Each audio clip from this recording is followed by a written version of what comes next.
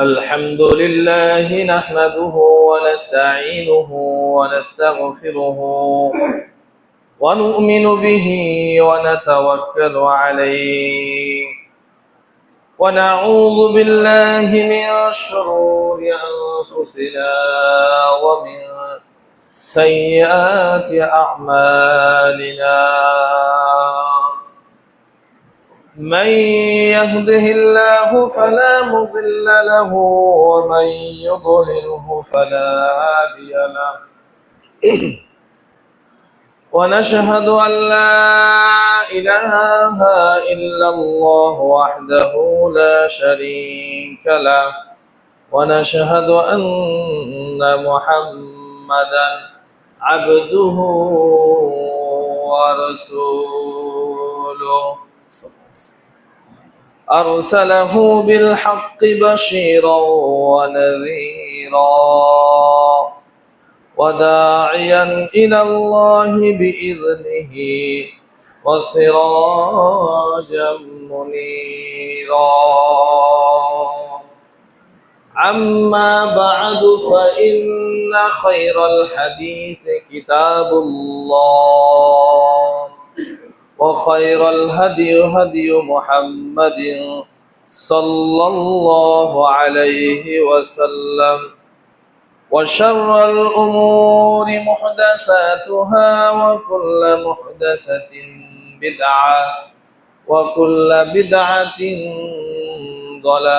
ضلالة وكل ضلالة في النار من يطع الله ورسوله فقد رشد ومن يعصهما فإنه لا يضر إلا نفسه ولا يضر الله شيئا بعد أعوذ بالله من الشيطان الرجيم يا أيها الناس اتقوا ربكم الذي خلقكم من نفس واحدة وخلق منها زوجها وبث منهما رجالا كثيرا ونساء واتقوا الله الذي تساءلون به والأرحام إن الله كان عليكم رقيبا يا أيها الذين آمنوا اتقوا الله حق تقاته ولا تموتن إلا وأنتم مسلمون يا أيها الذين آمنوا اتقوا الله وقولوا قولا سديدا يصلح لكم أعمالكم ويغفر لكم ذنوبكم ومن يطع الله ورسوله فقد فاز فوزا عظيما وقال الله تعالى إلى آية أخرى أعوذ بالله من الشيطان الرجيم ويخرون للأذقان يبكون ويزيدهم خشوعا وقال الله تعالى إلى موضع آخر أفمن هذا الحديث تعجبون وتضحكون ولا تبكون وأنتم سامدون فاسجدوا لله واعبدوا إلى آخر الآية. عن أبي هريرة رضي الله عنه قال قيل يا رسول الله من أكرم الناس قال أتقاهم رواه البخاري. وعنه قال قال رسول الله صلى الله عليه وسلم سبعة يظلهم الله في ظله يوم لا ظل إلا ظله إمام عادل وشاب نشأ في عبادة الله ورجل قلبه معلق في المساجد إذا خرج منه حتى يعود إليه ورجلان تحابا في الله اجتمع عليه وتفرق عليه ورجل ذكر الله خاليا ففاضت عيناه ورجل دعته امرأة ذات حسب وجمال فقال إني أخاف الله ورجل تصدق يتصدقه فأخفاها حتى لا تعلم شماله ما تنفق يمينه رواه البخاري إلى آخر الحديث। আলহামদুলিল্লাহ, যাবতীয় প্রশংসা, যাবতীয় গুণগান মহান রবের জন্য, যিনি আমাদেরকে সুস্থ রেখে সুস্থতার সাথে তার হুকুম পালন করা, মসজিদে আসার বসার, কিছু কথা বলা, দুনিয়াবী সফলতা পরকালীন সফলতা অর্জন করা কোনোভাবেই সম্ভব নয়। সে মহামানবের উপর সংক্ষিপ্তভাবে দরুদ পেশ করি। সকলে বলি সাল্লাল্লাহু আলাইহি ওয়াসাল্লাম। সম্মানিত উপস্থিত মুসল্লানে কারাম, পর্দার আড়ালের মা ও বোনেরা, আমি আপনাদের সম্মুখে কালাম পাক থেকে বেশ কয়েকটি আয়াত, রাসূলুল্লাহ সাল্লাল্লাহু আলাইহি ওয়াসাল্লামের মুখনিসৃত অসংখ্য হাদিস থেকে দুখানা হাদিস পাঠ করেছি। এই আয়াত এবং হাদিসকে সম্মুখে রেখে খুতবার সংক্ষিপ্ত সময়ের আলোচ্য বিষয় আল্লাহর ভয়। যদি মহান আল্লাহ তাআলা আমাকে তৌফিক দান করেন, উল্লেখিত বিষয়ের উপর তথ্যবহুল আলোচনা করার জন্য চেষ্টা করব ইনশাআল্লাহ। ওয়া মা তৌফিক ইল্লা বিল্লাহ, আলাইহি তাওয়াক্কালতু ওয়া ইলাইহি উনীব। সম্মানিত উপস্থিত মুসল্লিনে কেরাম, আল্লাহর ভয় যার ভিতরে আছে সে আসলে আদর্শ মানুষ। আর যার ভিতরে আল্লাহর ভয় আছে, যে ব্যক্তি আল্লাহর ভয়ে কান্নাকাটি করে, ওই ব্যক্তির জাহান্নামে যাওয়া অতটুকুই অসম্ভব যতটুকু অসম্ভব গায়ের ওলানে দুধ ফেরত দেওয়া। মনে হয় কথাটা বোঝাতে পারলাম না। গাভীর উলান থেকে দুধ দহন করার পর ওই দুধটা যেমনই ভাবে গাভীর উলানে আবার ফেরত নেওয়া যায় না, ফেরত দেওয়া যায় না, ঠিক যে ব্যক্তি আল্লাহর ভয়ে কাঁদে, আল্লাহকে প্রকৃতপক্ষে ভয় করে, ওই ব্যক্তির জাহান্নামে যাওয়াও ঠিক ততটুকুই অসম্ভব। তারপরে আল্লাহর ভয়ের বিশেষ একটা কি আছে, গুরুত্ব আছে। এই একটা বিষয়ের উপর আমরা আজকে আলোচনা শুনবো ইনশাআল্লাহ। তার আগে আপনাদের দৃষ্টি আকর্ষণ করে বলছি, আসলে মসজিদের কিছু আদব আছে জুমার দিনের। সে আদবের মাঝে একটা আদব হলো কাতারগুলো সামান দিক দিয়ে পুরা করে যাওয়া। এখানে কাউকে সম্মান দেখানোর জন্য জায়গা ফাঁকা রাখা, এটা মানব রচিত বিধান। এটা আমার ব্যক্তিগত বা আপনার ব্যক্তিগত মত হতে পারে, কিন্তু রাসূলুল্লাহ সাল্লাল্লাহু আলাইহি ওয়াসাল্লামের বিধান এটা না যে কারোর জন্য একজন সম্মানী ব্যক্তি আসবে বা এলাকার মানুষ আগে আসবে, তারা প্রথম কাতারে বসবে, বিষয়টা এমন না। আমি আগে আসছি, আমি আগে বসবো। তো যারা এদিক সেদিক বসে আছেন, কাতারগুলো সামনের দিক দিকে পুরা করে যাবেন। আর যখন খুতবা চলবে, খুতবা চলাকালীন সময় যারা আসবে শুধু সংক্ষিপ্তভাবে 2 রাকাত সুন্নাত আদায় করবে, আদায় করে আলোচনা শুনবে। এছাড়া দ্বিতীয় আর কোনো কাজ চলবে না। তাসবিহ তেলাওয়াত এখন চলবে না। এখন ওই তাসবিহ তেলাওয়াত কি চলবে না, এখন শুধু খুতবা শুনতে হবে। খুতবা, জুমার খুতবা শোনা ওয়াজিব। জুমার খুতবা শোনা কি ওয়াজিব। তো মনোযোগ সহকারে জুমার খুতবা শুনতে হবে। হতে পারে আপনার এই খুতবা থেকে একটি কথা আপনার জীবনের পরিবর্তন আনতে পারে না। তো আমরা এই নিয়তে শুনবো, মানার নিয়তে আমাদের কি করতে হবে, জানতে হবে, শুনতে হবে। এখন শুনলাম এক কান দিয়ে, ঢুকালাম আরেক কান দিয়ে, বের করে দিলাম, এই শোনা কি হবে না, লাভ হবে না। একটা উদাহরণ অনেক সময় আমি দিয়ে থাকি, সেটা হলো টিউবওয়েল যখন আপনি চাপ দিবেন বা ট্যাপের নিচে যখন পানি নেওয়ার জন্য একটা জগ নিয়ে যাবেন বা একটা কলসি নিয়ে যাবেন, ওই কলসিটা যদি টিউবওয়েলের মুখ বরাবর রাখেন তাহলে কি কলসিটা পানিতে পূর্তি হবে, ভরবে। আর যদি কলসির মুখটা অন্যদিকে ফিরে থাকে, আপনি যদি সকাল থেকে নিয়ে সন্ধ্যা পর্যন্ত টিউবওয়েল চাপেন, আপনাকে কিয়ামত পর্যন্ত সময় দিলাম, কিয়ামত পর্যন্ত যদি টিউবওয়েল চাপেন তাহলে কি কলসি ভরবে? ঠিক তেমনি যেমন ভাবে কলসির মুখ সরিয়ে দিলে সারাদিন টিউবওয়েল চাপলে কলসি ভরবে না, আপনি আমি আলোচনা যদি মনোযোগ সহকারে না শুনি, এদিক সেদিক তাকিয়ে থাকে, কিয়ামত পর্যন্ত আলোচনা করলেও সে আলোচনায় আপনার ফায়দা আসবে না, কারণ আপনি তো মনোযোগ দিয়ে শুনেননি। এজন্য আপনাদের দিকে আমি আহ্বান জানালাম, আলোচনা যাই করি, যাই 2-4টা কথা বলি, মনোযোগ সহকারে শুনবেন। দ্বিতীয় কোনো কাজ করবেন না, শোনার মাঝে শুধু আলোচনায় শুনবেন এবং এই নিয়তে শুনবেন যে আমি শুনলাম এবং মানি নিলাম। মুমিনদের গুণাবলী ক্বালু সামি'না ওয়া আতা'না, আমরা শুনলাম, তারা বলে মুমিনরা শুনলাম এবং মেনে নিলাম। এটা হলো মুমিনদের গুণাবলীর একটা গুণ। আমরা শুনলাম এবং কি করলাম, মেনে নিলাম। তো আজকের আলোচ্য বিষয় হলো আল্লাহর ভয়। যেমন বললাম, আল্লাহর ভয় যাদের ভিতরে থাকবে তারা জাহান্নামে যাবে না। এ ব্যাপারে মহান আল্লাহ তাআলা সূরা বানী ইসরাঈলের 109 নম্বর আয়াতে বলছেন, ওয়ায়াখিরুনা লিল আযকানি ইয়াবকুনা ওয়া ইয়াজিদুহুম খুশুআ। তারা কান্না করতে করতে একেবারে লুটিয়ে পড়ে। ওয়ায়াখিরুনা লিল আযকানি ইয়াবকুনা ওয়া ইয়াজিদুহুম খুশুআ। তারা কান্নাকাটি করতে করতে একবারে লুটিয়ে পড়ে রবের দরবারে। ওয়া ইয়াজিদুহুম খুশুআ। এই কান্নাকাটি করাতে তাদের আনুগত্য, আল্লাহর ভয় আরো বৃদ্ধি পেয়ে যায়। সুবহানাল্লাহ। তারপর আল্লাহ তাআলা সূরা নাজম 59, 60, 61, 62 এই চারটা আয়াতে বলতেছেন, আফামান হাযাল হাদীসি তা'জাবুন। তোমাদেরকে যখন কিয়ামতের বিভীষিকার কথা শোনানো হয় তখন তোমরা হতভম্ব হয়ে যাচ্ছ, ভয় পেয়ে যাচ্ছ। ওয়া তাদহাকুনা ওয়া লা তাবকুন।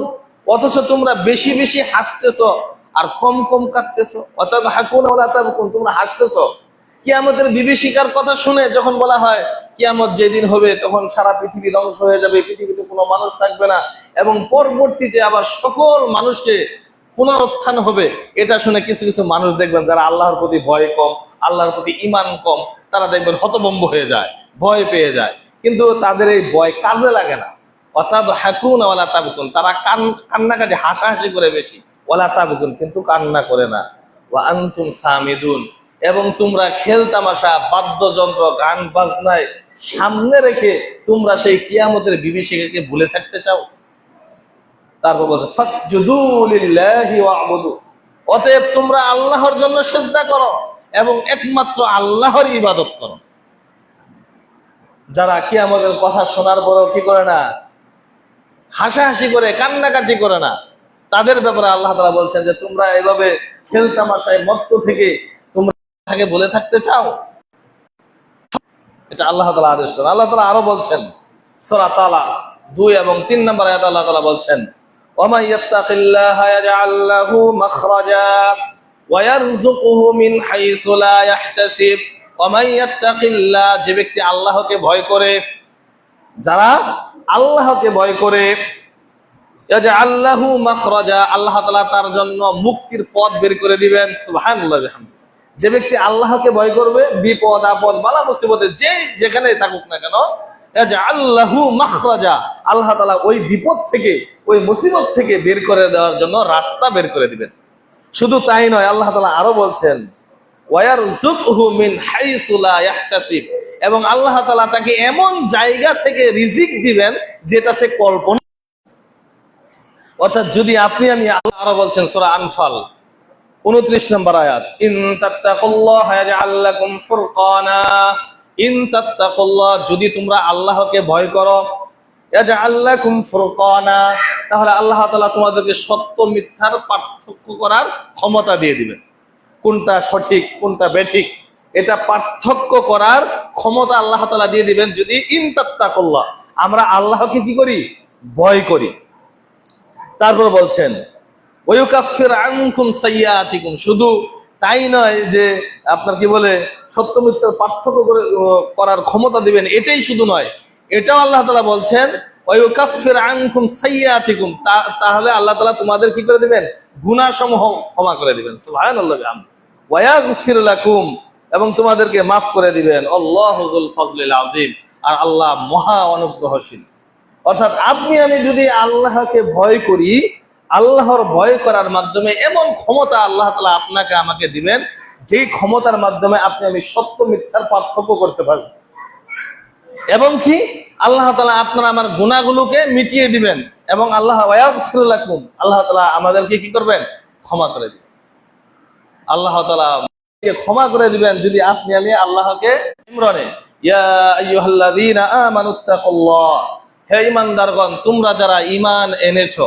ঈমানদার কাদেরকে বলা হয়, যারা আল্লাহ এক বলে বিশ্বাস করে, আল্লাহ এক অদ্বিতীয়, আল্লাহ এক অদ্বিতীয়, মারা যাওয়ার পর আবার তার পুনরুত্থান হবে, তার বিচার হবে, ফয়সালা হবে, তার জন্য জান্নাত জাহান্নাম রয়েছে, ফেরেশতাদের প্রতি ঈমান রাখে, নবী রাসূলদের প্রতি ঈমান রাখে, তাদেরকে বলা হয় আমানু, হে ঈমানদারগণ। আল্লাহ তাআলা তাদেরকে উদ্দেশ্য করে বলছেন ইয়া আইয়ুহাল্লাযিনা আমানু, এখানে কোনো অমুসলিমদেরকে বলছেন না, শুধু ঈমানদার যারা তাদেরকে বলছেন আমানুত্তাকুল্লাহ, তোমরা আল্লাহকে ভয় করো। আল্লাহ তাআলা স্পষ্টভাবে ঈমানদারদেরকে বললেন আমানুত্তাকুল্লাহ, তোমরা আল্লাহকে ভয় করো। শুধু তাই নয়, হাক্কা তুকাতিহি, ভয় করার মতো ভয় করো। ভয় করি আপনি আমি, কিন্তু ভয় করার মতো ভয় কি আমরা করি? কয়জন পাওয়া যাবে এরকম আল্লাহকে ভয় করার মতো ভয় করি? যদি প্রকৃতপক্ষে আমরা আল্লাহকে ভয় করার মতো ভয় করতাম, তাহলে কি সালাত ছেড়ে দিয়ে বাড়িতে বসে থাকতে পারতাম? যখন মসজিদে আজান হয়, যখন জুমার সময় হয়ে যায়, জুমার মসজিদে না এসে আমরা কি বাড়িতে বসে থাকতে পারতাম? যদি ভয় করার মতো ভয় আমরা আল্লাহকে করতাম, তাহলে কি জিনা ব্যভিচার করতে পারতাম? ভয় করার মতো ভয় যদি আমরা আল্লাহকে করতাম, তাহলে কি মানুষের লোকচক্ষুর আড়ালে অন্যের সম্পদ আত্মসাৎ করতে পারতাম? যদি আল্লাহকে ভয় করার মতো ভয় আপনি আমি করতে পারি, তাহলে কি আপনার আমার দ্বারা চুরি করা সম্ভব? যদি আল্লাহকে ভয় করার মতো ভয় আপনি আমি করতে পারি, তাহলে আপনার আমার দ্বারা কি সুদ খাওয়া সম্ভব? তার মানে বোঝা যাচ্ছে আল্লাহ তাআলা এই জন্যই বললেন ইয়া আইয়ুহাল্লাযীনা আমানুত্তাকুল্লাহ, তোমরা আল্লাহকে ভয় করো হাক্কা তুকাতিহি, তাকে ভয় করার মতো ভয় করো। যে কোনো সময়, যে কোনো মুহূর্তে, যে কোনো অন্যায় আমি যখন করছি, তখনই আমাকে আল্লাহ পাকড়াও করতে পারেন। এই ভয়টা যখন থাকবে, হাক্কা তুকাতিহি মানে এটাই, ওয়ালা তামুতুন্না ইল্লা ওয়া আনতুম মুসলিমুন, এবং মুসলমান না হয়ে মারা যায় না। আল্লাহ তাআলা প্রথম বললেন ইমানদার, পরে আবার বলতেছেন মুসলমান না হয়ে মারা যায় না। ইমানদাররা কি মুসলমান না? মুসলমান। কারণ হলো এখানে মুসলমান, আমরা মুসলিম হিসেবে নিজেকে কিভাবে ব্যাখ্যা করি? নিজেকে মুসলিম, ওই বাপ দাদা মুসলিম ছিল, ওই সূত্রে আমরা মুসলিম হয়ে গিয়েছি। প্রকৃতপক্ষে প্র্যাকটিসিং মুসলিম কয়জন আপনি পাবেন? আল্লাহ তাআলা যে ভয় করার মতো ভয় করতে বললেন এবং মুসলমান না হয়ে কবরে যাইতে নিষেধ করলেন, মারা যেতে নিষেধ করলেন, এটা কোন মুসলিম? এটা হলো ওই মুসলিম যে নিজের যত ইচ্ছা আছে, নিজের যত চাহিদা আছে, সকল চাহিদা আল্লাহর জন্য খাস করে দেওয়া। নিজের যত চাহিদা আছে, নিজের যত শাহওয়াত আছে, সবকিছু কোরবান করা জান্নাতের জন্য। মন চাইবে সিনেমা দেখার জন্য, মন চাইবে জিনা ব্যভিচার করার জন্য, মন চাইবে খারাপ কাজ করার জন্য, মন চাইবে অন্য সম্পদ আত্মসাৎ করার জন্য, কিন্তু যখনই এগুলোকে কন্ট্রোল করতে পারবো, তখনই আমি মুসলিম। মুসলিম মানে হলো আত্মসমর্পণকারী। আল্লাহ এবং আল্লাহর রাসূলের যে বিধিবিধানগুলো আছে, সকল বিধিবিধানের উপর নিজেকে বাধাবদ্ধ করা, নিজেকে মানিয়ে নেওয়ার নাম হলো মুসলিম। এবং একজন মুসলিম তখনই হতে পারবে যখন আল্লাহ এবং আল্লাহর রাসূলের সিদ্ধান্তের উপর নিজেকে মানিয়ে নিতে পারবে। তাহলে এই আয়াতেও আমরা বুঝতে পারলাম যে আল্লাহ তাআলা ভয় করতে বললেন। আর যদি আপনি আমি ভয় করতে পারি, তাহলে আমরা প্রকৃত মুমিন মুসলিম হতে পারবো। এই ব্যাপারে হাদিসে এসেছে, আবু হুরায়রা রাদিয়াল্লাহু আনহু থেকে বর্ণিত, বুখারীর 3104 নম্বর হাদিস, কিলা ইয়া রাসূলুল্লাহ, রাসূলুল্লাহ সাল্লাল্লাহু আলাইহি ওয়াসাল্লামকে জিজ্ঞাসা করা হলো, মান আকরামুন নাস, মানুষদের মাঝে সবচেয়ে সম্মানিত মানুষ কে? নবী সাল্লাল্লাহু আলাইহি ওয়াসাল্লামকে সাহাবীরা জিজ্ঞাসা করছেন, হে আল্লাহর রাসূল, মান আকরামুন নাস, মানুষের মাঝে সম্মানিত ব্যক্তি, সবচেয়ে সম্মানী ব্যক্তি কে?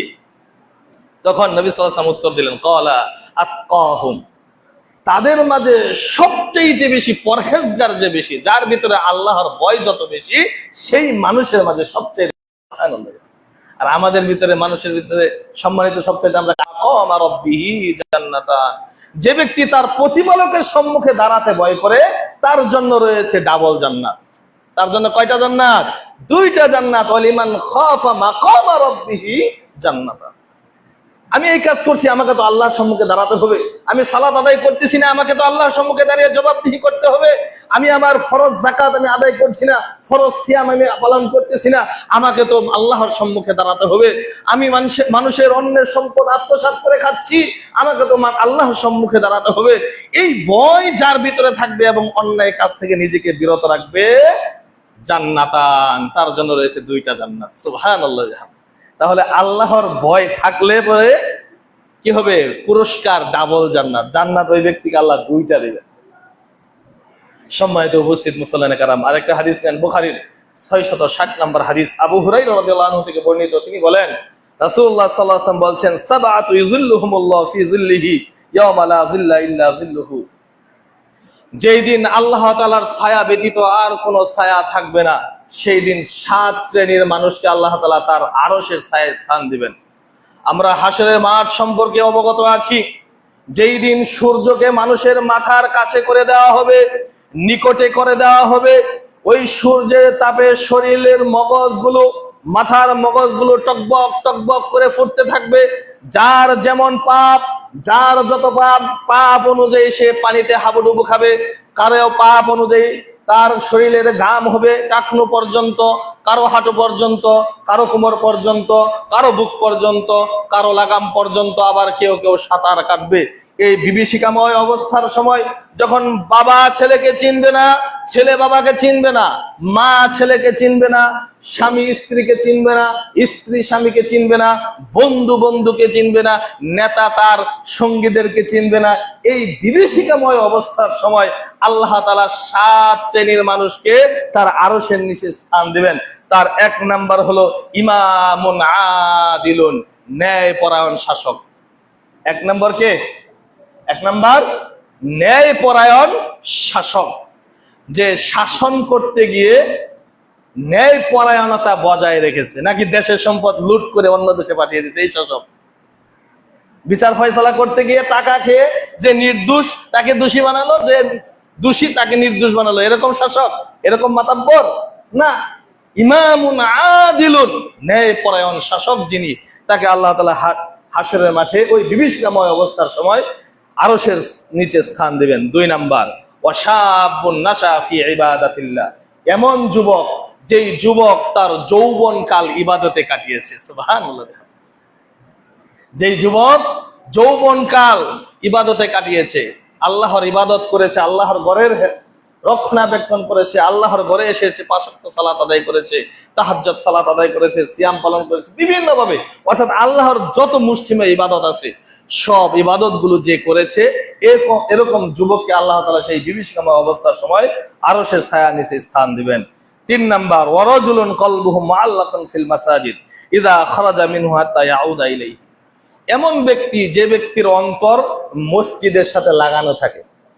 ওয়ারাজুলুন মুআল্লাকুন ফিল মাসাজিদ, যার অন্তর মসজিদের সাথে লটকানো থাকে, যখন সে মসজিদ থেকে বের হয়ে যায় মনে মনে চিন্তা করে আবার কখন মসজিদে আসবো, আবার কখন মসজিদে আসবো, কখন আবার আজান হবে, কখন আমি মসজিদে যাব, অর্থাৎ অন্তর মসজিদের সাথে লটকানো থাকে, ঝুলানো থাকে। সে যেখানে থাকুক মসজিদের চিন্তা তার মাথায় থাকে, নামাজের চিন্তা তার মাথায় থাকে। এমন লোককে আল্লাহ তাআলা আরশের ছায়ার নিচে স্থান দিবেন, যেদিন ওই আরশের ছায়া ব্যতীত আর কোনো ছায়া থাকবে না। আর আপনার আমার দৃশ্যটা হলো উল্টা। এই গত জুমাতে আসছিলাম, আবার এই জুমাতে আসছি, আমার মনেই হয় না, মাঝে মাঝে এই চিন্তা হয়তো অনেকেই করে শুক্রবার কেন আসে, মসজিদে যাইতে হয়।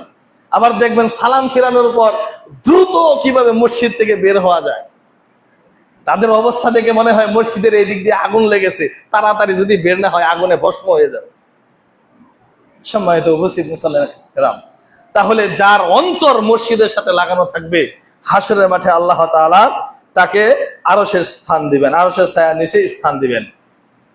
তারপর 4 নাম্বার ওয়ারাজুলানি তাহাব্বান ফিল্লাহি ইজতিমাআন আলাইহি ওয়া তাফাররাকা আলাইহি। 4 নাম্বার হলো এমন লোক, এমন ব্যক্তি, 2 জন ব্যক্তি যে আল্লাহর সন্তুষ্টির জন্য নিজেদের মাঝে সম্পর্ক রাখে, এবং যখন আলাদা হয় তখন আল্লাহর সন্তুষ্টির জন্যই আলাদা হয়। এখন আপনার আমার সম্পর্ক হবে কিসের ভিত্তিতে? আল্লাহর সন্তুষ্টির ভিত্তিতে। 2 জন পুরুষ, এখানে অবৈধ সম্পর্কের কথা বলা হয়নি, প্রেম ভালোবাসার, প্রেম বলতে কোনো জিনিস নেই, ওইটাই জিনা। প্রেম মানে হলো কি? জিনা। 2 জন পুরুষ আল্লাহর সন্তুষ্টির জন্য। কিরকম আল্লাহর সন্তুষ্টি? যে তুমি যদি আল্লাহর পথে চলো, আমি তোমার সাথে মহব্বত থাকবে, ভালোবাসা থাকবে, এটাই স্বাভাবিক। আর যখন সে বেদিন হয়ে যাবে, খারাপ কাজ করবে, তার সাথে একজন ইমানদারের সম্পর্ক কখনো থাকতে পারে না। কেননা ইমানদার যদি কোনো খারাপ লোকের সাথে থাকে, তাহলে এক পর্যায়ে ওই খারাপ লোকের প্রভাবে ইমানদারও কি হয়ে যেতে পারে? খারাপ হয়ে যেতে পারে। যেমন মুরব্বীরা একটা কথা বলে না, সঙ্গ দোষে লোহাও ভাসে। আপনি যদি লোহাটা এমনিতে পানিতে ছেড়ে দেন, সেটা ভাসবে না, কিন্তু একটা কাঠের মধ্যে লাগিয়ে যদি, মাঝে লাগিয়ে যদি আপনি ছেড়ে দেন, দেখবেন কাঠও ভাসতেছে, লোহাও ভাসতেছে। এবং কি রাসূল সাল্লাল্লাহু আলাইহি ওয়াসাল্লাম একটা উদাহরণ দিয়েছেন, মন্দ লোক এবং ভালো লোকের উদাহরণ। নবী সাল্লাল্লাহু আলাইহি ওয়াসাল্লাম বলতেছেন, যদি তুমি কোনো আতরের দোকানে যাও, হাদিসটা ভালো করে লক্ষ্য করবেন, ভালো লোকের সাথে যদি আপনার সম্পর্ক থাকে, আল্লাহর সন্তুষ্টির জন্য যদি আপনি কাউকে মহব্বত করেন, এটার বিনিময় আপনি পাবেন। যদি কোনো মানুষের সাথে আপনি ভালো মানুষের সাথে সম্পর্ক থাকে, উদাহরণ দিতে গিয়ে নবী সাল্লাল্লাহু আলাইহি ওয়াসাল্লাম বলছেন, তুমি যদি কোনো আতরের দোকানে যাও, আতরের দোকানে যাওয়ার পর হয়তো তুমি আতর কিনবে, নচেত তোমাকে ওই আতরের দোকানওয়ালা তোমার হাতে একটু লাগিয়ে দিবে, গ্রানটা নিতে পারবে। কিংবা যদি তাও না হয়, এমনিতে আতরের দোকান থেকে তুমি সুঘ্রাণ পেতে থাকবে, বিভিন্ন আতরের সুঘ্রাণ। একজন ভালো বন্ধু হলো এই আতরের মতো উদাহরণ। তুমি তার সাথে থাকবে, এতে করে হয়তো তুমি তার কাছ থেকে সবকিছু নিতে না পারলেও তার কাছ থেকে কোনো খারাপ কথা শুনবে না, তার কাছ থেকে তুমি ক্ষতির কোনো আশঙ্কা করবে না। দ্বিতীয় পক্ষে উদাহরণ দিতে গিয়ে নবী সাল্লাল্লাহু আলাইহি ওয়াসাল্লাম বলছেন, খারাপ লোকের উদাহরণ হলো ওই রকম যে তুমি কোনো কামারের দোকানে গেলে, কামারের দোকানে তুমি কামারও না, কিছু না, তুমি ভালো মানুষ, তুমি কামারের কাজ করো না, তুমি সুন্দর পোশাক পরিধান করে কামারের দোকানে গেলে, যাওয়ার পরে কামার যখন হাফড় দিয়ে বাতাস দেয় ওই আগুনটাকে উত্তপ্ত করার জন্য, দেখবেন হাফড়ের বাতাসে সেখান থেকে আগুনের ফুলকি গুলো উঠতে থাকে। নবী সাল্লাল্লাহু আলাইহি ওয়াসাল্লাম এটা বলছেন, ওই আগুনের ফুলকি হয়তো তোমার শরীরে এসে পড়বে, শরীরে এসে পড়ে তোমার জামাটাকে নষ্ট করে দিবে, জামা পুড়ে যাবে, তোমার শরীরে ফুসকা পড়ে যাবে। যদি তাও না হয় তাহলে হাফরের ধোঁয়া তোমার নাকে আসবে, শ্বাসকষ্ট হবে। একজন খারাপ লোকের উদাহরণ হলো এটা। আপনি যদি খারাপ লোকের সাথে চলেন, হয়তো আপনি খারাপ হবেন না, কিন্তু তার খারাপতা দেখে আপনার উপর আসর পড়তে পারে। এজন্য আপনার আমার মানুষের সাথে সম্পর্ক হবে আল্লাহর সন্তুষ্টির জন্য, দিনের খাতিরে। আল্লাহ তাআলা আমাদেরকে বোঝার তৌফিক দান করুন। তাহলে আপনার আমার সাথে সম্পর্ক হবে আল্লাহর সন্তুষ্টির জন্য, সম্পর্ক ছিন্নও হবে কি আল্লাহর সন্তুষ্টির জন্য। তারপর পাঁচ নাম্বার, ওয়ারাজুলুন যাকারাল্লাহু খালিয়ান ফাফাদাত আইনাহু, এবং নীরবে নিভৃতে গোপনে আল্লাহর জিকির করবে এবং চোখ দিয়ে অশ্রু বের করবে, আল্লাহর ভয়ে কান্নাকাটি করবে, আল্লাহর জিকির করবে। এ হলো 5। আর 6 নাম্বার হলো ওয়ারাজুলুন দাআতহু ইমরাতুন যাতা হাসাব ওয়া জিমালিন ফাকালা ইন্নী আখাফুল্লাহ। সম্ভ্রান্ত পরিবারের একটা মহিলা, সুন্দরী পরমা মহিলা, কোন যুবককে প্রস্তাব দিল যে আমি তোমার সাথে বিছানা শেয়ার করব, আমি তোমার সাথে খারাপ কাজ করব, জিনায় লিপ্ত হব। তখন ওই যুবক বলল যে না, ইন্নী আখাফুল্লাহ, আমি আল্লাহকে ভয় করি। যে যুবক এই কথা বলতে পারবে, আল্লাহ তাআলা তাকে হাশরের মাঠে আরশের নিচে স্থান দিবেন, ছায়ায় স্থান দিবেন। তারপর 7 নাম্বার যেটা, ওয়ারাজুলুন তাসাদদাকা ইয়াতাসাদদাকাহু ফাআখাফা হাত্তা লা তা'লামু শিমালুহু ওয়া তুনফিকু ইয়ামিনুহু। এমন ব্যক্তি, যে ব্যক্তি গোপনে দান করে, এমন গোপনে দান করে যে ডান হাত কি দান করলো বাম হাত জানে না, এই ব্যক্তিকে আল্লাহ তাআলা হাশরের মাঠে আরশের ছায়ার নিচে স্থান দিবেন, যেই দিন ওই ছায়া ব্যতীত আর কোনো ছায়া থাকবে না। এই 7 শ্রেণীর মানুষের একটা শ্রেণী হলো যারা আল্লাহর ভয়ে কান্নাকাটি করবে, যারা আল্লাহর জন্য কান্নাকাটি করবে, আল্লাহর ভয়ে খারাপ কাজ থেকে ফিরে আসবে। আজকের আলোচনার সাথে সম্পর্কযুক্ত যে আল্লাহর ভয়, অর্থাৎ আল্লাহকে যারা ভয় করবেন, তারা সেই হাসরের বিভীষিকাময় অবস্থায়, যখন ভাই ভাইকে চিনবে না, বন্ধু বন্ধুকে চিনবে না, বাবা ছেলেকে চিনবে না, ছেলে বাবাকে চিনবে না, মা ছেলেকে চিনবে না, ছেলে মাকে চিনবে না, স্বামী স্ত্রীকে চিনবে না, স্ত্রী স্বামীকে চিনবে না, সেই বিভীষিকাময় অবস্থায় যখন মানুষ পাপের সমুদ্রে হাবুডুবু খাবে, পাপের মাঝে ডুবে থাকবে, তখন আল্লাহ তাআলা এই 7 শ্রেণীর মানুষকে তার মাঝে প্রকৃতপক্ষে যারা আল্লাহকে ভয় করবে তাদেরকে আরশের ছায়ার নিচে স্থান দিবেন। সুবহানাল্লাহ। আমরা কি চাই না সেই বিভীষিকাময় অবস্থার সময় আপনার আমার জায়গা আরশের ছায়ার নিচে হোক? তাহলে আপনাকে আমাকে, আপনার আমার যেটা করণীয় সেটা হলো আল্লাহকে ভয় করতে হবে। আল্লাহকে কি করতে হবে? ভয় করতে হবে। তারপর আরেকটা হাদিস নেন, ইবনে আব্বাস রাদিয়াল্লাহু আনহু থেকে বর্ণিত, তিরমিজি 3829 নম্বর হাদিস, قال رسول الله صلى الله عليه وسلم عينان لا تمسهما النار। পৃথিবীতে এমন 2টা চক্ষু আছে যে চক্ষুগুলোকে জাহান্নামের আগুন স্পর্শ করবে না। 2 ধরনের চোখ আছে যে চোখকে জাহান্নামের আগুন স্পর্শ করবে না। 1 নাম্বার আইনুন বাকাত মিন খাশিয়াতিল্লাহ, 1 নাম্বার ওই চক্ষু যেই চক্ষু আল্লাহর ভয়ে কান্নাকাটি করে অশ্রু ঝরায়, এই চোখকে কখনো জাহান্নামের আগুন স্পর্শ করবে না। ওয়া আইনুন বাতাত তাহরুসু ফি সাবিলিল্লাহ, 2 নাম্বার হলো ওই চক্ষু যেই চক্ষু আল্লাহর রাস্তায় পাহারা দেয়। এই 2 শ্রেণীর চোখ, মানুষের চোখ জাহান্নামের আগুন স্পর্শ করবে না। 1 নাম্বার আল্লাহর ভয়ে যে কান্নাকাটি করে, যেই চোখ আল্লাহকে ভয় করে অশ্রু ঝরায়, সেই চোখকে জাহান্নামের আগুন স্পর্শ করবে না। তিরমিজির 1633 নম্বর হাদিস, আবু হুরায়রা রাদিয়াল্লাহু আনহু বলছেন, লা ইয়ালজুন নারু মিন বাকা মিন খাশিয়াতিল্লাহি হাত্তা ইয়াউদ আল-লাবান ফি ad-dar'i ওয়া লা ইয়াজতামিউ আলা 'abdin গুবারুন ফি সাবিলিল্লাহি ওয়া দুখানু জাহান্নাম। যেমন কিছুক্ষণ আগে বললাম, নবী সাল্লাল্লাহু আলাইহি ওয়াসাল্লাম বলছেন, লা ইয়ালজুন নারু মিন বাকা মিন খাশিয়াতিল্লাহ, যে ব্যক্তি আল্লাহর ভয়ে কান্নাকাটি করে ওই ব্যক্তি জাহান্নামে যাওয়া অসম্ভব।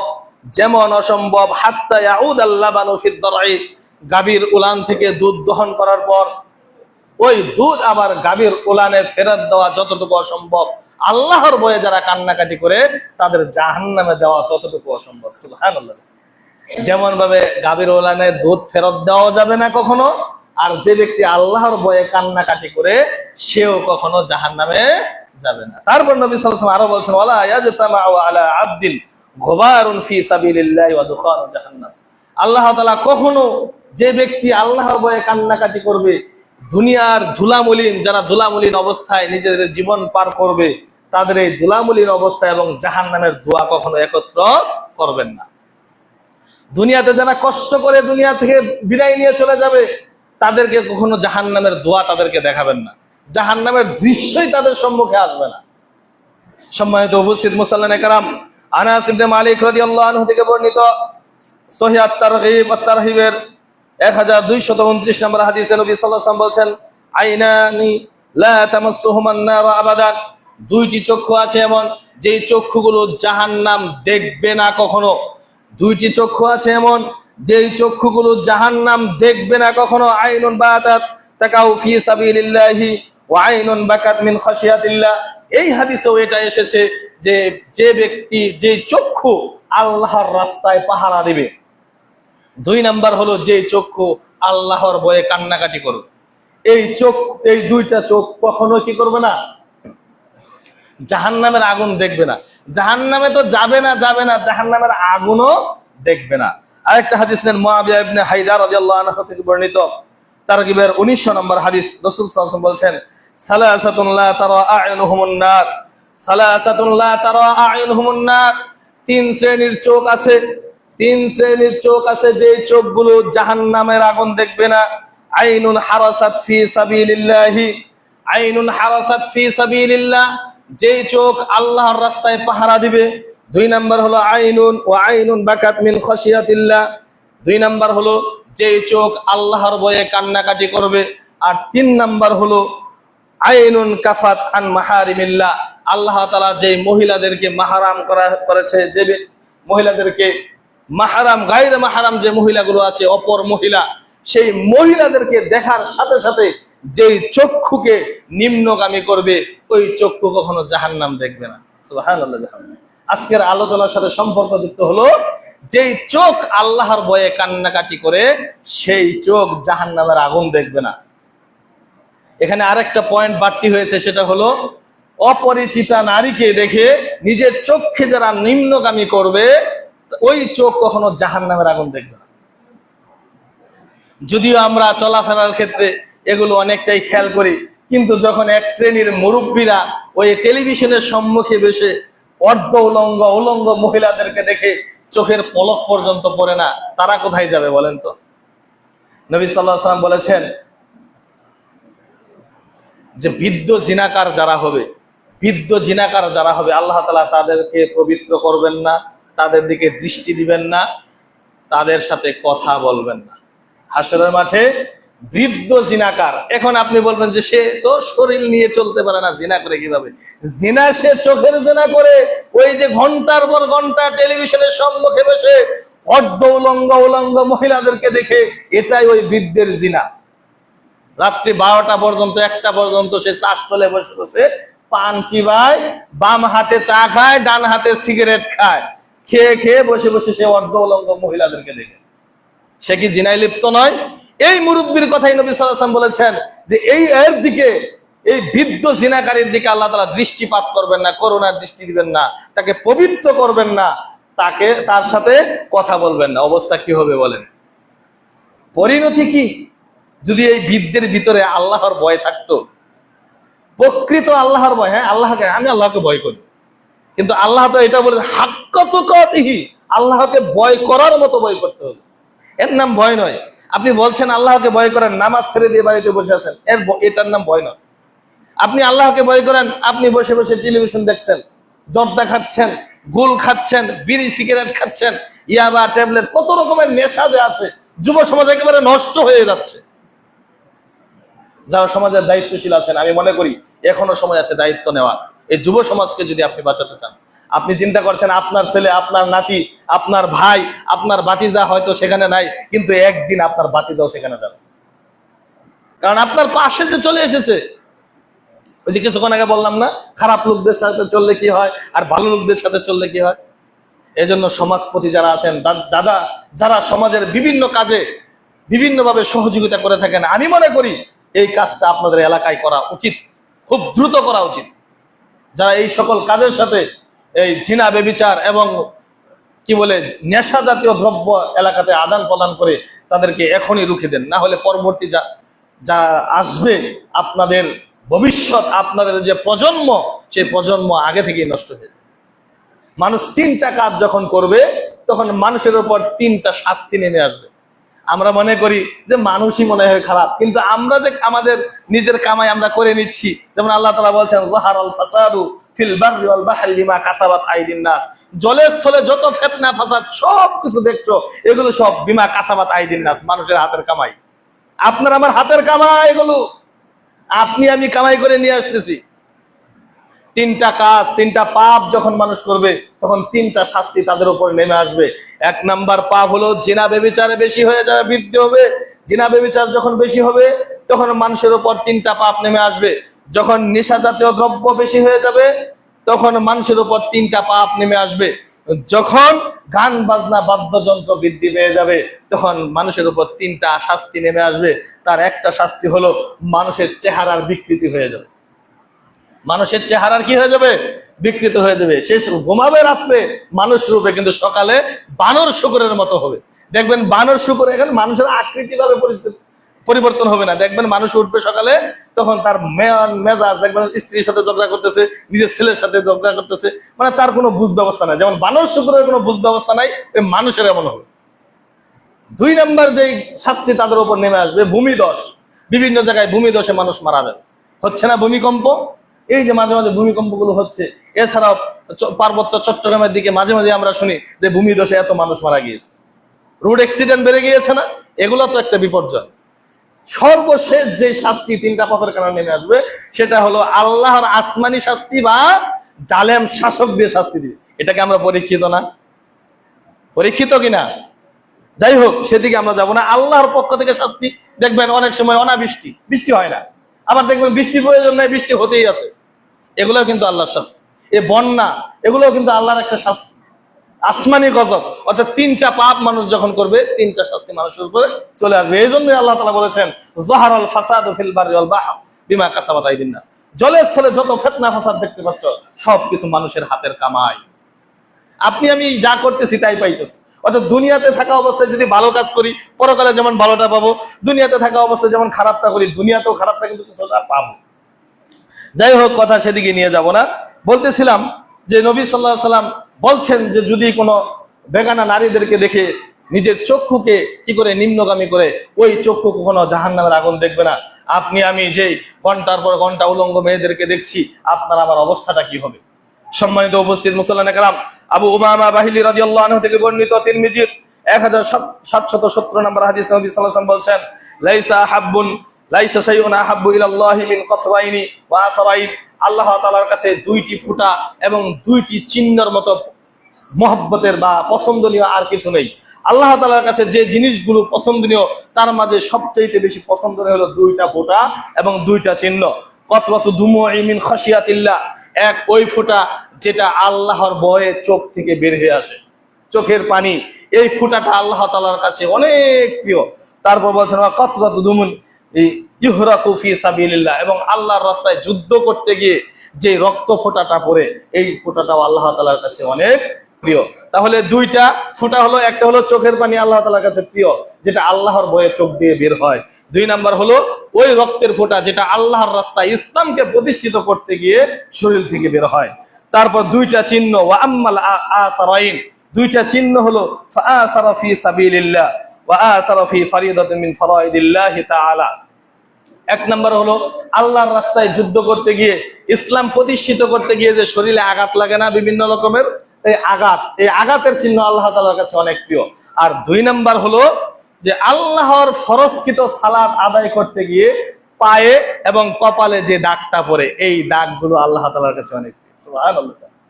হাদিসে এসেছে যে বান্দা সেজদা দেওয়ার জায়গাটুকু জাহান্নামের আগুন পড়বে না। অন্যান্য পাপের কারণেও যদি বান্দা জাহান্নামে যায়, তাহলে সেজদার যে চিহ্নগুলো আছে সেই চিহ্নগুলো জাহান্নামের আগুন স্পর্শ করবে না। আমরা তো জাহান্নামে যেতে চাই না, তাই না? বিষয়টা এমন, আমরা জাহান্নামে যেতে চাই না। তবে একটা উদাহরণ দিলাম এই হাদিসের সাথে মিল রেখে, যে রাসূলুল্লাহ সাল্লাল্লাহু আলাইহি ওয়াসাল্লাম এটাও বলেছেন যে এই সেজদার জায়গাটা কেমন প্রিয় আল্লাহ তাআলার কাছে। দেখেন, যদি ব্যক্তি অন্য পাপের কারণে জাহান্নামেও যায়, এই সেজদার চিহ্নগুলো জাহান্নামের আগুন স্পর্শ করবে। আমি এটা বোঝানোর জন্য বললাম আর কি। তাহলে আমরা মোটামুটি বুঝতে পারলাম যে আল্লাহ তাআলার কাছে প্রিয় হলো এই আল্লাহর ভয়ে চোখ দিয়ে যে পানিগুলো পড়ে, অর্থাৎ আল্লাহর ভয়। মূল কি? আল্লাহর ভয় যার ভিতরে আছে, সে আল্লাহর ওই চোখের পানি, যার চোখের পানি আল্লাহর কাছে প্রিয়, ওই ব্যক্তি কি আল্লাহ তাআলার কাছে প্রিয় হবে না? অবশ্যই সেও আল্লাহ তাআলার কাছে প্রিয় পাত্র। সম্মানিত উপস্থিত মুসল্লিয়ানে কেরাম, তারপর আবু হুরায়রা রাদিয়াল্লাহু আনহু থেকে বর্ণিত তারগিবের 4786 নম্বর হাদিসে নবী সাল্লাল্লাহু আলাইহি ওয়াসাল্লাম বলছেন, ফিমা ইয়ারভি আন রাব্বিহি জাল্লা ওয়া আলা নিয়্যা ক্বালা ওয়া ইজ্জাতি লা আজমাউ আলা আবদি খাউফাইনি ওয়া উমনিয়াইন। নবী সাল্লাল্লাহু আলাইহি ওয়াসাল্লাম বলছেন যে আল্লাহ তাআলা নিজে বলতেছেন, অর্থাৎ এটা হলো হাদিসে কুদসি। যে হাদিসটা বলতে রাসূল সাল্লাল্লাহু আলাইহি ওয়াসাল্লাম বলেছেন, আল্লাহ তাআলা বলছেন এরকম, সেটাকে হাদিসে কুদসি বলা হয়। তিনি বলছেন যে আমি আমার বান্দার উপর 2টা জিনিস, 2টা ভয় এবং 2টা নিরাপত্তা একত্র করব না। হাদিসটি একটু ভালো করে বোঝার চেষ্টা করবেন। আল্লাহ তাআলা বলেছেন লা আজমাউ আলা আবদি খাউফাইনি ওয়া আমনিয়াইনি, যে আমি আমার বান্দার উপর 2টা ভয় এবং 2টা নিরাপত্তা একত্র করব না। তারপর বলছেন ইদা খাফানি ফিদ দুনিয়া, যে ব্যক্তি আমাকে দুনিয়াতে ভয় করে চলবে, যে ব্যক্তি দুনিয়াতে আমার ভয়ের কারণে কোনো অন্যায় কাজ করবে না, আমাকে ভয় করবে। প্রকৃতপক্ষে যারা আল্লাহকে ভয় করবে তাদের দ্বারা কোনো অন্যায় হওয়া সম্ভব না। এজন্যই নবী সাল্লাল্লাহু আলাইহি ওয়াসাল্লাম বলছেন ইদা খাফানি ফিদ দুনিয়া, আল্লাহ তাআলা বলছেন যে যে ব্যক্তি দুনিয়াতে আমাকে ভয় করবে, আম্মানতুহু ইয়াউমাল কিয়ামা, আমি তাকে কিয়ামতের দিন নিরাপত্তা দিব। সুবহানাল্লাহ। প্রথমে কিন্তু বলেছেন যে আমি বান্দার উপর 2টা ভয় এবং 2টা নিরাপত্তা একত্রে রাখবো না। তার মাঝে একটা কথা বললেন, যারা দুনিয়াতে আমাকে ভয় করবে কিয়ামতের দিন আমি তাকে নিরাপত্তা দিব। পরে বলতেছেন ওয়াইদা আমিনানি ফিদ দুনিয়া আখাফতুহু ফিল আখিরাহ, আর যে ব্যক্তি দুনিয়াতে আমাকে ভয় করবে না, দুনিয়াতে আমাকে ভয় করবে না, তাকে আমি হাসরের মাঠে কি করব? নিরাপত্তা দিব না। দুনিয়াতে সে শান্তিতে থাকবে, যা ইচ্ছা তাই করবে, যা মন চাইবে তাই করবে। এই ব্যক্তি আমাকে প্রকৃত ভয় করলো না, অর্থাৎ দুনিয়াতে সে আরাম আয়েশে থাকবে, কিন্তু পরকালে সে আর আরাম আয়েশে থাকবে না। তাকে আমি বিহব্বল করে ফেলবো কিয়ামতের দিন। অর্থাৎ যারা দুনিয়াতে আল্লাহকে ভয় করে চলবে, কিয়ামতের দিন আল্লাহ তাআলা তাকে নিরাপত্তা দিবেন। আর যে ব্যক্তি দুনিয়াতে আল্লাহকে ভয় করে চলবে না, যা মন চাইবে যা ইচ্ছা তাই করবে, আল্লাহর কোনো বিধিবিধান কোনো হুকুমই সে মানবে না, তাকে আল্লাহ তাআলা কিয়ামতের দিন ভয়ের ভিতরে ফেলবেন। অর্থাৎ তাকে কোথায় নিয়ে ফেলাবেন? জাহান্নামে নিয়ে ফেলাবেন। সম্মানিত উপস্থিত মুসল্লিয়ানে কেরাম, এই ব্যাপারে সূরা আনআমের 82 নম্বর আয়াতে আল্লাহ তাআলা বলছেন আল্লাযীনা আমানু ওয়া লাম ইয়ালবিসু ঈমানাহুম বিযুলমিন উলাইকা লাহুমুল আমনু ওয়া হুম মুহতাদুন। আল্লাযীনা আমানু, যারা ঈমান এনেছে, ওয়া লাম ইয়ালবিসু ঈমানাহুম বিযুলমিন, এবং অন্ধকারের মাধ্যমে তাদের এই ঈমানকে নষ্ট করে ফেলে নাই, অর্থাৎ শিরকের জুলুম যে ব্যক্তি করে নাই, উলাইকা লাহুমুল আমন, এরাই নিরাপত্তা পাবে, এবং ওয়া হুম মুহতাদুন, এরাই হেদায়েত প্রাপ্ত। অর্থাৎ যারা ঈমান আনার পরে কি করে নাই, নিজেদেরকে জুলুমের দিকে ঠেলে দেয় নাই, এরাই হলো নিরাপত্তা প্রাপ্ত ব্যক্তি। এদেরকে হাসরের মাঠে নিরাপত্তা দেওয়া হবে এবং এরাই হেদায়েত প্রাপ্ত। অর্থাৎ যারা আমরা আল্লাহকে ভয় করতে পারবো দুনিয়াতে, তাহলে পরকালে আল্লাহ তাআলা আপনাকে আমাকে কি দিবেন? নিরাপত্তা দিবেন। সম্মানিত উপস্থিত মুসল্লিয়ানে কেরাম, সহিহ তারগিবের আবু হুরায়রা রাদিয়াল্লাহু আনহু থেকে বর্ণিত 4787 নম্বর হাদিসে নবী সাল্লাল্লাহু আলাইহি ওয়াসাল্লাম আরো বলছেন, ক্বালা সামি'তু রাসূলুল্লাহ সাল্লাল্লাহু আলাইহি ওয়াসাল্লাম ইয়াকুল, আবু হুরায়রা রাদিয়াল্লাহু আনহু বলছেন যে আমি রাসূলুল্লাহ সাল্লাল্লাহু আলাইহি ওয়াসাল্লাম বলতে শুনেছি, মান খাফা আদরাজা ওয়া মান আদরা বালাগাল মানজিলা ইল্লা ইন্না সিলআতাল্লাহি গালিয়া। নবী সাল্লাল্লাহু আলাইহি ওয়াসাল্লাম বলছেন, যে ব্যক্তি আল্লাহকে ভয় করে সে রাত্রি জাগরণ করে।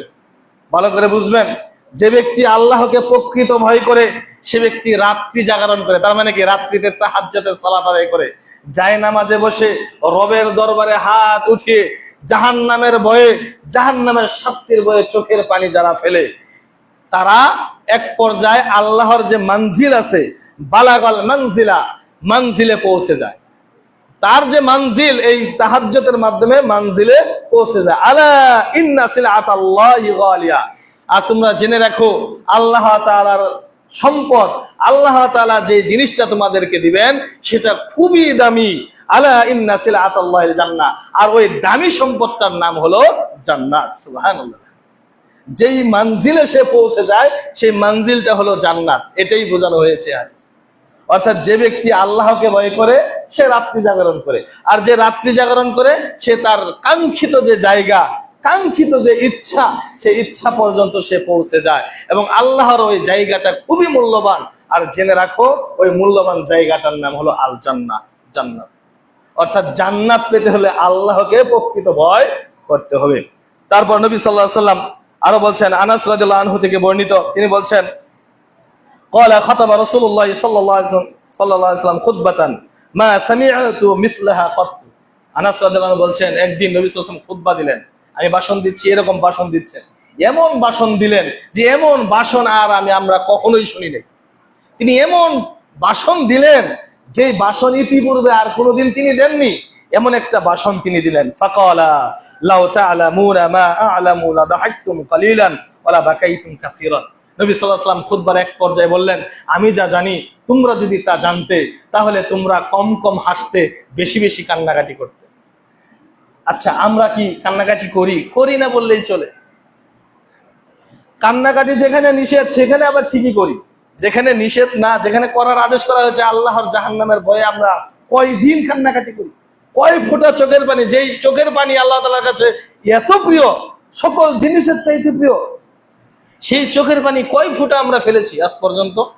সফলতার জন্য মাঝে মাঝে আমি বলি, সফলতার জন্য আপনি আমি অনেক চেষ্টা করি, অনেক কান্নাকাটি করি, বিসিএস ক্যাডার হওয়ার জন্য আল্লাহর কাছে দোয়া করি, দুনিয়াতে 2-4 তলার মালিক হওয়ার জন্য দোয়া করি, বিদেশ বাড়িতে যাওয়ার জন্য দোয়া করি, বিদেশে যাতে ভালোভাবে বেশি বেশি টাকা ইনকাম করতে পারি সেজন্য আল্লাহর কাছে দোয়া করি।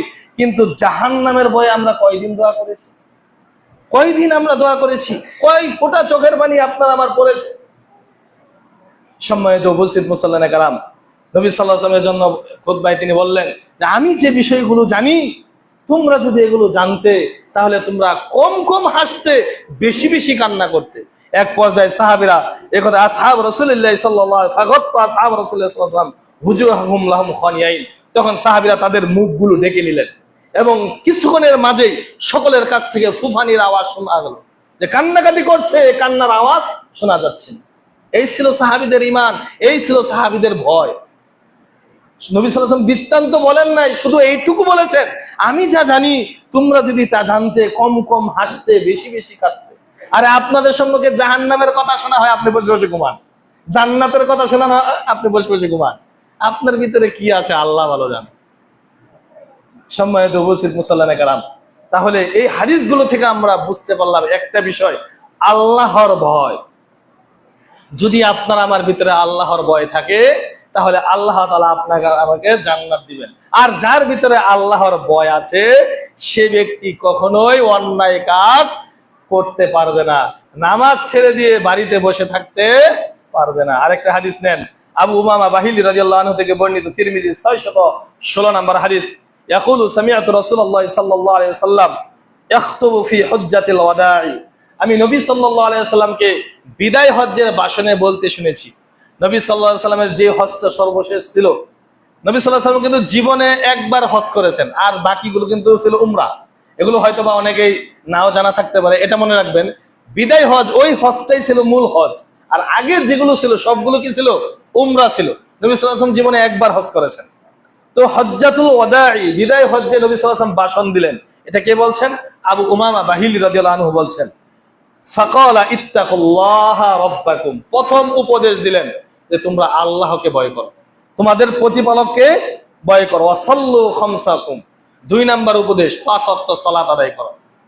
ওয়াসুমু শাহরাকুম, 3 নাম্বার উপদেশ তোমরা রমজানের সিয়াম রাখো। ওয়াআদ্দু যাকাতা আমওয়ালিকুম, 4 নাম্বার উপদেশ তোমরা তোমাদের সম্পদের যাকাত প্রদান করো। 5 নাম্বার উপদেশ ওয়াআতিউ যা আমরিকুম, খেলাফত কায়েম হওয়ার পর খেলাফতের যে নেতৃত্ব স্থানীয় লোক থাকবে ওই আমিরের তোমরা আনুগত্য করো। কয়টা উপদেশ হলো? 5টা। 5টার প্রথম উপদেশ ইত্তাকুল্লাহা রাব্বাকুম, তোমরা তোমাদের প্রতিপালক আল্লাহকে ভয় করো। এটা আগে, অর্থাৎ আল্লাহকে ভয় করলে এমনি আপনি সালাত আদায় করবেন, আল্লাহকে ভয় করলে এমনি রমজান মাসের সিয়াম আপনি পালন করবেন, আল্লাহকে ভয় করলে কোনোভাবে দানাই ফানাই করে যাকাতকে অস্বীকার করবেন না। যেমনি হোক শতকরা 25% হারে আপনার যাকাত প্রদান করবেন। শতকরা 25 টাকা যাকাত কি করবেন? আল্লাহর রাস্তায় দিয়ে দিবেন। অর্থাৎ শতকরা 2.5 পয়েন্ট, 1025 টাকা আর কি, এভাবে হবে। তাহলে যাকাত প্রদান করবেন, কোনোভাবেই কি করবেন না, মিস্টেক করবেন না। ওয়াতিউ যা আমরিকুম, যদি আপনার ভিতরে আল্লাহর ভয় থাকে তাহলে আপনি নেতার আনুগত্য করবেন। দুনিয়াবি নেতা না, এই নেতা হলো খেলাফতের নেতা যেটা। যাই হোক, তারপর নবী সাল্লাল্লাহু আলাইহি ওয়াসাল্লাম বলছেন তাদখুলু জান্নাতা রাব্বিকুম, এই 5টা কাজ যদি তোমরা করতে পারো তাদখুলু জান্নাতা রাব্বিকুম, তোমরা তোমাদের রবের জান্নাতে প্রবেশ করবে। সুবহানাল্লাহ। তাহলে আল্লাহর ভয় যদি থাকে আল্লাহ আপনাকে জান্নাতে প্রবেশ করাবেন। আর আল্লাহর ভয় থাকা মানে সকল ইসলামের বিধিবিধান মেনে নেওয়া। নুমান ইবনে বাশির রাদিয়াল্লাহু আনহু থেকে বর্ণিত, তিনি বলেছেন ক্বালা রাসূলুল্লাহ সাল্লাল্লাহু আলাইহি ওয়াসাল্লাম আলা ওয়া ইন্না ফিল জাসাদি মুদগাতুন ইযা সালাহাত সালাহাল জাসাদু কুল্লুহু ওয়া ইযা ফাসাদাত ফাসাদাল জাসাদু কুল্লুহু আলা ওয়া হিয়াল কলব। আর এই ভয়টা কিন্তু আপনার আমার শরীর দেখে বোঝা যাবে না, আপনার আমার চেহারা দেখেও বোঝা যাবে না। এই ভয়টা কাজ করবে কোথায়? এই অন্তরে। এই জন্য নবী সাল্লাল্লাহু আলাইহি ওয়াসাল্লাম বলছেন, জেনে রাখো, সাবধান, ওয়া ইন্না ফিল জাসাদি মুদগা, তোমাদের শরীরের ভিতরে একটা মাংসের টুকরা আছে, একটা গোশতের টুকরা আছে। ইযা সালাহাত সালাহাল ফাসাদু কুল্লুহু, যদি তোমার এই মাংসের টুকরাটা, তোমার এই গোশতের টুকরাটা যদি সুস্থ থাকে, ভালো থাকে, তাহলে তোমার সারা শরীর ভালো। ওয়া ইযা ফাসাদাত ফাসাদাল জাসাদু কুল্লুহু, আর যদি তোমার ওই মাংসের টুকরাটা, গোশতের টুকরাটা নষ্ট থাকে, তাহলে তোমার সারা শরীরই নষ্ট। আলা ওয়া হিয়াল কলব, আর তার নাম হলো অন্তর।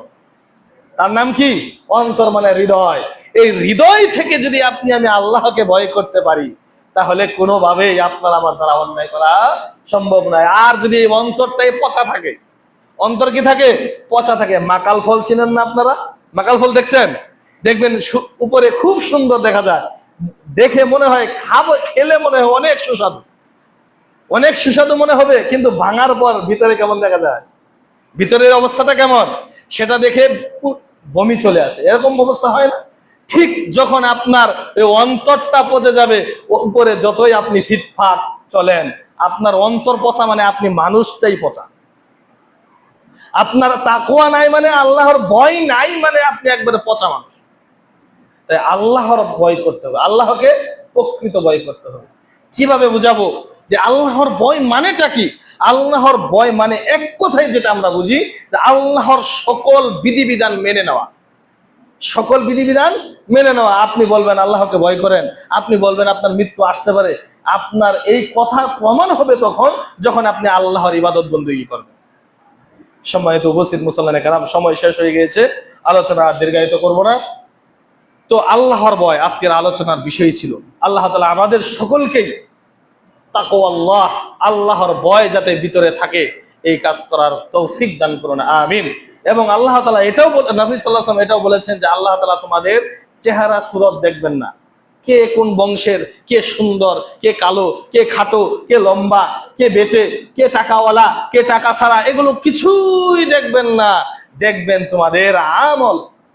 অর্থাৎ আপনার আমার আমল যদি ঠিক থাকে তাহলে আপনার আমার পরকাল সুন্দর। আর যদি আপনার আমার আমল ঠিক না থাকে, যেমন দুনিয়াতে যেমনি ইচ্ছা সেমনি যদি চলি, তাহলে পরকালে কিন্তু সেই হাসরের মাঠে যে বিভীষিকাময় অবস্থায় সে আরশের ছায়া আমরা পাবো না। আল্লাহ তাআলা আমাদের সকলকেই বুঝার তৌফিক দান করুন। যে আলোচনা করলাম এই আলোচনার উপর আমল করার তৌফিক দান করুন। আমিন ওয়া আখিরু দাওয়ানা আলহামদুলিল্লাহি রাব্বিল আলামিন।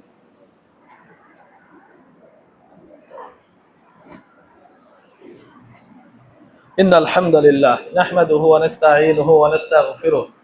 আম্মা বা'দ, আউযু বিল্লাহি মিনাশ শাইতানির রাজীম। ইন্নাল্লাহা ওয়া মালাইকাতাহু ইউসাল্লুনা আলান নবী ইয়া আইয়ুহাল্লাযীনা আমানু সাল্লু আলাইহি ওয়া সাল্লিমু তাসলিমা। সকলে দরুদ ইব্রাহিম পড়েন। আল্লাহুম্মা সাল্লি আলা মুহাম্মাদ ওয়া আলা আলি মুহাম্মাদিন কামা সাল্লাইতা আলা ইব্রাহিম ওয়া আলা আলি ইব্রাহিম ইন্নাকা হামিদুম মাজিদ। আল্লাহুম্মা বারিক আলা মুহাম্মাদ ওয়া আলা আলি মুহাম্মাদিন কামা বারাকতা আলা ইব্রাহিম ওয়া আলা আলি ইব্রাহিম ইন্নাকা হামিদুম মাজিদ। সম্মানিত উপস্থিত মুসল্লিয়ানে কেরাম, আমরা দুটো এলান শুনি। একটা এলান হলো আমাদের মসজিদে আজকে একজন মেহমান এসেছে, মানে মুসাফির এসেছেন। আপনাদের সাধ্যমতো তাকে সাহায্য করার জন্য চেষ্টা করবেন ইনশাআল্লাহ। আরেকটা বিষয় হলো, আপনারা অনেকে জানেন যে আমাদের মসজিদে একটা জামাত, চিল্লার জামাত অবস্থান করতেছে। তো আপনারা তাদেরকে সময় দেওয়ার চেষ্টা করবেন। আচ্ছা, দাওয়াতি কাজ হবে নবী সাল্লাল্লাহু আলাইহি সাল্লামের দিক নির্দেশ অনুযায়ী। নবী সাল্লাল্লাহু আলাইহি সাল্লাম যেভাবে দাওয়াতি কাজ করেছেন সেভাবে কাজ করলে আপনারা সাথে থাকবেন ইনশাআল্লাহ, সমস্যা নেই। আরেকটা এলান হলো, আমাদের যে এমানানা মারা গিয়েছেন, জুবাই চাচা মারা গিয়েছেন, তো তাদের বাড়িতে আজকে আপনাদের সকল মুসল্লিদের খাওয়ার আয়োজন করেছেন। অনেকে আবার এটা ধরে নিতে পারেন যে মৃত ব্যক্তিকে উদ্দেশ্য করে, হয়তো না, মৃত ব্যক্তিকে উদ্দেশ্য করে কোনো আয়োজন নাই। কারণ আপনারা জানেন যে আমি কঠিনভাবে এটা বলে থাকি যে মৃত ব্যক্তিকে উদ্দেশ্য করে 3 দিন, 7 দিন, 40 দিন, বছরে একবার এগুলো কোনো খাবার আয়োজন করবেন না, এবং সেটা করলেও আমি যাই না, জানেন। তো এটা এমনিতে আমাকে যেটা জানানো হয়েছে, সুজন চাচা জানাইছে যে এটা এমনিতেই সে আপনারা সেখানে যাবেন, খাওয়া দাওয়া করবেন, দুপুরে খাওয়ার আয়োজন করেছে এমনিতেই আর কি। কোনো মৃত ব্যক্তি বাৎসরিক বা 7 দিন এমনি না, এমনিতেই মাঝে মাঝে খাওয়ানো, এটা ভালো, এটা সুন্নাহ একটা আমল। নবী সাল্লাল্লাহু আলাইহি ওয়াসাল্লাম সাহাবীদের মাঝে মাঝে সাহাবীদেরকে দাওয়াত খাওয়াইতেন, আবার তিনি নিজেও সাহাবীদের কাছে দাওয়াত দিতেন। তো আপনাদেরকে দাওয়াত দিয়েছেন কোনো মৃত ব্যক্তিকে উদ্দেশ্য করে নয়, এমনিতেই আপনাদেরকে একদিন মেহমানদারি করবেন। তো আপনাদেরকে দাওয়াত দেওয়ার কথা বলেছেন, আপনারা সেখানে উপস্থিত হবেন। কারণ আপনারা জানেন আমি কিন্তু কঠিনভাবেই বলি যে মৃত ব্যক্তির উদ্দেশ্য করে কোনো খাওয়ার আয়োজন চলবে না, এবং করলেও আমি সেখানে যাই না, এটা আপনারা ভালো করেই জানেন। তো যাই হোক, আপনারাও এগুলা করবেন না, আপনারাও সেগুলোতে যাবেন না, সেটা বুঝতে পারছেন। এগুলো খেলে ওই মৃত ব্যক্তির জন্য এই আয়োজন করলে কোনো উপকার ওই মৃত ব্যক্তির জন্য হয় না। একজন শায়েখকে একজন প্রশ্ন করছে যে আমার বাবার জন্য আমি এই করতে চাই, তখন সে কোনো উত্তর না, প্রথম কথা এটা বলছে যে আপনি যদি চান যে আপনার বাবার কবরে শাস্তি হোক তাহলে আপনি এই আয়োজন করতে পারেন, নাউজুবিল্লাহ। তাহলে এমনিতে কি বলেছে, এই আলোচনা অনেক লম্বা আলোচনা, একটু বললে বুঝবেন না। মৃত ব্যক্তির উদ্দেশ্য করে শুধু আমরা দোয়া করব এবং তার জন্য দান করব, টাকা দান করব, কোনো গরিবকে সহযোগিতা করব, কোনো মাদ্রাসা লিল্লা বোর্ডিং এ সহযোগিতা করব, মসজিদে একটা টিউবওয়েল লাগিয়ে দেব, মসজিদে ওযুখানা করে দেব। এতে করে মৃত ব্যক্তি যতদিন কবরে থাকবে শুয়ে শুয়ে নেকি পাবে। আপনি সন্তান হিসেবে আল্লাহর কাছে দোয়া করবেন, আপনার বাবার কাছে, আপনার ভাই হিসেবে দোয়া করবেন, আপনার বাবার ভাইয়ের কাছে দোয়া ঠিকই পৌঁছে যাবে। কিন্তু মানুষ খাওয়ানো রীতি, আপনি খাওয়াবেন যত সাধ্য অনুযায়ী চেষ্টা করবেন, রাস্তা দিয়ে যাবে আর বলে ওর প্লেটে 3 টুকরা দিছে, আমার প্লেটে 2 টুকরা দিছে, লবণ একটু বেশি হয়ে গেছে, মরিচ বেশি হয়ে গেছে, এই বদনাম করবো আর যাবো, এতে করে আপনার কি উপকার হবে? আর বদনামে বাগি হবে। এজন্য আমরা আসলে বুঝি উল্টা। আপনি এমনিতে দাওয়াত করেন, কোনো সমস্যা নাই। তো এই এলানগুলো ছিল, আপনারা সকলেই তার বাড়িতে যাবেন, খাওয়া দাওয়া করবেন, এবং অন্তর থেকেই আমরা একে অপরের জন্য দোয়া করব, যাতে আল্লাহ তাআলা আমাদের সকলের দোয়া একে অপরের কাজে লাগে। আল্লাহ তাআলা আমাদের সকলকে তৌফিক দান করুন, আমিন। রব্বানা যালামনা আনফুসানা ওয়া ইল্লাম তাগফির লানা ওয়া তারহামনা লানাকুনান্না মিনাল খাসিরিন।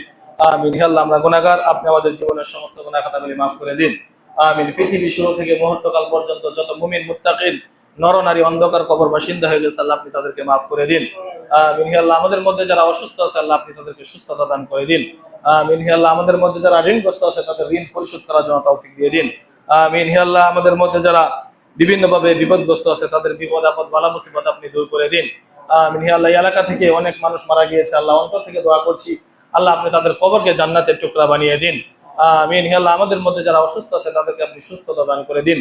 খুতবার সংক্ষিপ্ত সময় যে আলোচনা করা হলো, এই আলোচনার উপর আমাদের সকলকে আমল করার তৌফিক দিয়ে দিন, আমিন।